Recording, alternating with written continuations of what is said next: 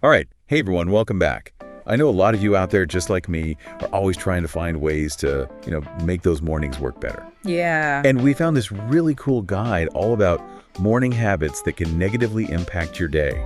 Right. Sounds kind of scary. But we figured let's deep dive into it and not just, list out the bad habits, but really get into why they're bad. And then the fun part, what can we do instead? Right. I think we're all about solutions here. Exactly.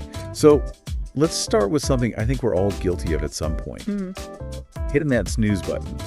I know I have. Oh, yeah. But why is that so bad for us? Isn't it just a few more minutes of precious sleep? You would think so, right? I deserve a couple more minutes. Exactly. But it's actually doing the opposite, right? It's disrupting your sleep cycle at the worst possible time. You hit snooze, you fall back into light sleep, and then bam, that alarm goes off again. And it's pulling you out of sleep before your brain's really ready to wake up. And that's where that feeling of grogginess comes and sleep inertia. So that's what's happening. So we're not actually getting more rest. We're just setting ourselves up for a foggy morning. Exactly. So is there a way around this? Do we have to just be jolted awake by a blaring alarm every morning? Well, there are gentler ways to wake up, right? Like sunrise alarms and things. But I think the real key here is consistency. Setting that alarm for when you actually need to get up and not falling into the snooze trap. So no matter what, just get up when that first alarm goes off. Yeah, pretty much. Your body really thrives on routine. Waking up around the same time each day helps regulate your natural sleep-wake cycle. Okay, so it's like training our body to know when it's time to get going. Speaking of starting the day, let's talk about another habit that's super tempting, checking your phone first thing in the morning. Be honest. How many of you do this?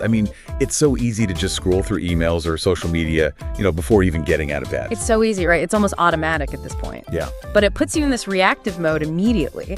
From the get-go, you're bombarded with information and requests.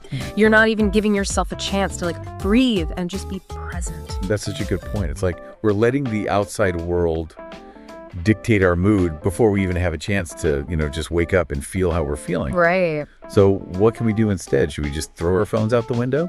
Maybe not that drastic, but I challenge you to try and resist checking that phone for at least, 30 minutes after you wake up. Okay. Instead, use that time for yourself. Maybe stretch a little, meditate, or just enjoy a cup of coffee and watch the sunrise. I love that. Really take that time for yourself, prioritize yourself, before diving into all the chaos. Exactly. Okay, moving on. Let's talk about skipping breakfast. I feel like this is something we all hear about, but maybe don't fully understand the impact. Yeah. It's more than just being hungry, right? Oh, way more. When you skip breakfast, it's you're basically telling your body to go into starvation mode. It's hey, no fuel's coming in, better conserve energy and store whatever we do get. Oh, wow. So then later, you end up craving sugary, high-fat foods, which can lead to those blood sugar crashes we all hate. So it's setting ourselves up for that roller coaster of energy. So breakfast is more than just food. It's about setting the tone for good choices throughout the day.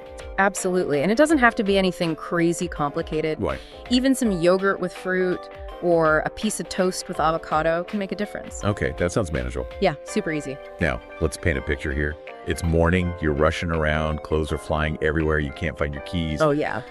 That feeling of just constantly being behind schedule. Been there. Yeah, I think we all have. But I'm curious, how does that rushed morning feeling actually affect us? Beyond just that initial stress. Well, when you're constantly in that rush mode, your body is under a lot of stress. Cortisol levels go up, making it harder to focus, think clearly, and get things done effectively. You're more likely to make mistakes, forget things, and just feel completely overwhelmed. So that chaos we create in the morning, it's we're carrying that stress with us throughout the day. Exactly. That's why taking the time to build a more relaxed morning routine is so important. Okay. And that might mean waking up just 15 minutes earlier and doing things the night before to prepare, like choosing your outfit, packing a lunch. So it's setting ourselves up for success the night before. Exactly. Makes sense. All right, last one I want to touch on hydration. We wake up after hours of sleep. How do you think our body's feeling? Parched. You've gone all night without fluids, so you're starting the day dehydrated. And that can lead to fatigue, headaches, and even trouble concentrating. So it's we're basically wilted plants needing that first watering. Pretty much. That first glass of water in the morning is crucial.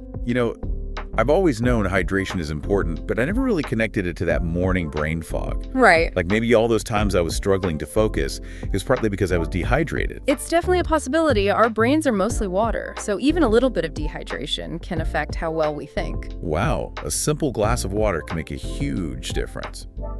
So we've gone over these 5 seemingly small morning habits, but they can actually have a huge impact on our entire day. Right, it's the little things that can set the tone for everything. And remember, we're not aiming for perfection here.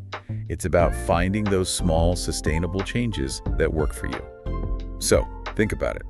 If you could design your ideal morning, what's one thing from today's deep dive you'd change first? It's a great question to consider. Let us know. And thanks for joining us. We'll catch you on the next deep dive.